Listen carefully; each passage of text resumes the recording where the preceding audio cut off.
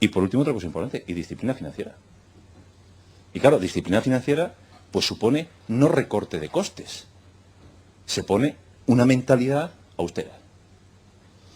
Yo siempre recuerdo una frase de Pepe de la Borbolla, cuando era presidente de la Comunidad Autónoma de Andalucía, que para poner de largo Andalucía en Francia, en el Baton Mouche dio una fiesta en un barco con langostinos de San Luca y no sé qué más. Y entonces, joder, se le echó toda la prensa encima. Y Pepote de la Borbolla dijo una frase muy interesante. Dijo, coño, una cosa es ser austero y otra cosa es ser rácano. Claro, es que ahí nos tenemos que mover en ese aspecto, ¿no? Es decir, la austeridad propia de la Castilla profunda, claro, pero es que alguna vez se llega a ser rácano. ¿Por qué? Porque cuando no salen las cuentas, la única manera es seguir tirando de ahí. Eficiencia como factor diferenciador. Bueno, aquí me voy a parar un minuto. Yo, que leo libros, y ustedes también, probablemente más que yo, siempre he buscado una definición de eficiencia interesante. ¿Qué es eficiencia en el negocio?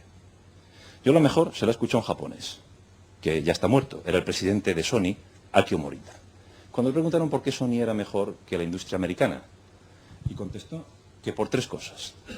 La primera, porque su gente trataba de hacer las cosas bien. Claro, eso lleva a una reflexión. Es que no cuesta lo mismo hacer las cosas bien que hacer mal las cosas. Es que si las haces mal hay que repetirlas, por lo tanto cuesta el doble o el triple. La segunda reflexión que hizo Morita es, cuando la gente consigue hacer las cosas bien, tratamos que haga las cosas bien a la primera. Esto lo intentamos hacer con nuestros hijos. Cuando ya saben escribir, coño, no borres, trata de hacerlo bien. Piensa. Por lo tanto, la diferencia entre hacerlas bien y hacerlas bien a la primera es pensar. Y ya viene la tercera, que es hacer las cosas bien a la primera en la mitad de tiempo. Claro, ¿cuál es la diferencia entre hacer las cosas en la mitad de tiempo, que es donde nos quedamos todos? Señores, una solo, pensar. Y claro, eso nos lleva a un viejo adagio, nos pagan por pensar. El otro día hubo un magnífico artículo publicado en la Harvard Business Review. Primero porque hablar de estas cosas 100 años todavía después cuesta. Y decía una cosa, que se le había olvidado en El Capital a Carlos Marx. Coño, me intrigó, me lo leí entero. Y Carlos Marx, en El Capital, se le había olvidado solo un pequeño detalle, el capital intelectual. Lo que hace pensar a las compañías no es el capital financiero, Lo que hace pensar a la compañía son el capital intelectual. Para mí es un orgullo estar aquí porque estoy delante de una masa brutal de capital intelectual. Y esta compañía funciona porque tiene capital intelectual. Y entonces lo que permite generar eficiencia es el capital intelectual, que a su vez es lo que genera en profundizar realmente en los esfuerzos de inversión que merecen la pena. Y eso es lo que nos lleva a diferenciarnos sobre los clientes. Yo creo que hay un error en esa presentación. Y yo diría una cosa, nos lleva no a diferenciar soluciones para cada cliente, sino diferenciar soluciones para cada segmento de clientes. Esta compañía todavía no estamos, ni creo que muy pocas compañías en el mundo están en capacidad de dar soluciones para cada cliente. Estamos en capacidad de dar soluciones para cada segmento de clientes. Miren ustedes, 2007, necesitamos 3,5 a 4 millones de clientes con ADSL.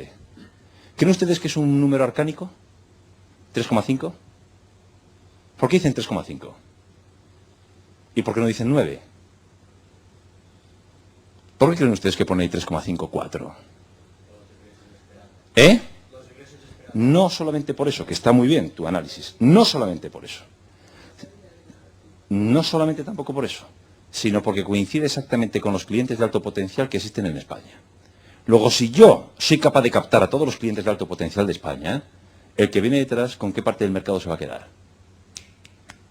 Por lo tanto, mi objetivo no solamente es crecer en ADSL, sino consolidarme con todos los clientes de alto potencial, porque son los que al final me van a permitir generar toda la venta cruzada que yo quiera hacer sobre eso. Por lo tanto, esa es la clave del negocio. Si yo veo esto, les he puesto esto adrede. Este es el dato del INE, del Instituto Nacional de Estadística, del último semestre.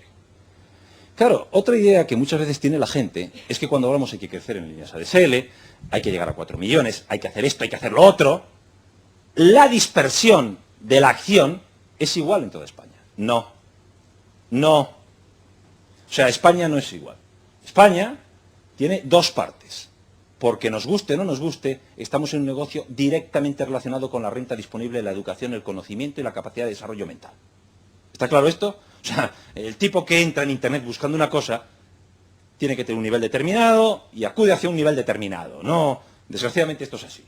Y claro, miren ustedes, yo tengo 47 años y recuerdo que cuando estaba en el colegio a punto de ir a la universidad, que todavía estaba el señor Franco mandando en este país, salió un chaval de Úbeda y empezó a cantar por los bares de Madrid, iba a los mítines universitarios. Este chico se llama Joaquín Sabina.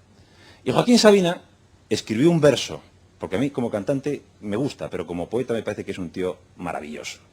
Escribió un verso que dice lo siguiente: trenes, animales mitológicos que vuelan hacia el norte. Claro, es que en el año 70, cuando huía la gente de muchas cosas en los pueblos, el único método que tenía para huir era el tren. No había coches, los coches de línea, lo que llamamos los autobuses, era una cosa que pasaba una de cada 2 días, luego al tren. ¿Y por qué decían que huían hacia el norte? Porque el norte era rico, el sur era pobre.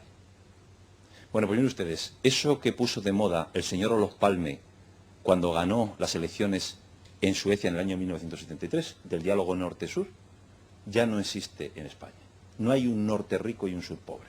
Hay un noreste rico cada vez más rico, y hay un suroeste pobre cada vez más pobre. Y a mí me gustaría que hiciesen ustedes ciertos análisis conmigo. Yo nací y viví 20 años de mi vida, exactamente 21, hasta el día que cumplí 21 años, en Valladolid.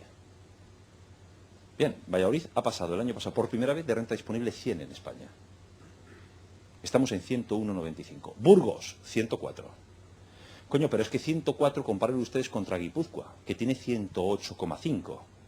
En el año 1970 Guipúzcoa tenía 150 y Burgos no llegaba a tener 60. Luego estamos en una sociedad en profunda transformación. No piensen que solamente nos movemos nosotros.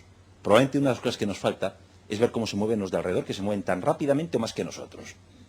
Y claro, la cuestión es, ayer dijo algo muy importante el señor alcalde de esta ciudad, que por lo menos a mí me causó sensación positiva, ¿no? Hemos pasado de 6 millones. Es que al final tenemos masa crítica. Es que Madrid ha pasado de 3 millones a 6 millones exactamente en los últimos 11 años.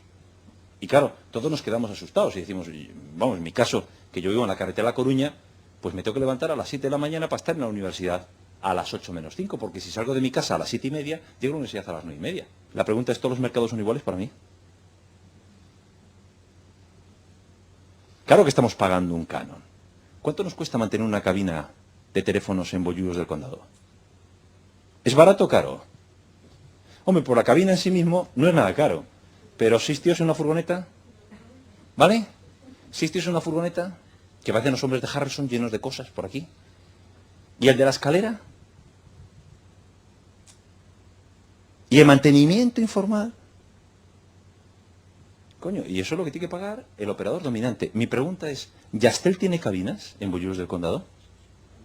¿Entra en la mente de Yastel tener cabinas en Bollullos del Condado? O sea, en la mente me refiero hasta, os doy hasta una pista, incluso cuando el presidente Yastel se haya fumado varios cigarrillos de la risa.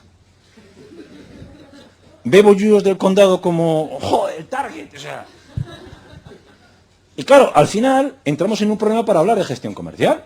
Y es que desgraciadamente el mercado no es uniforme.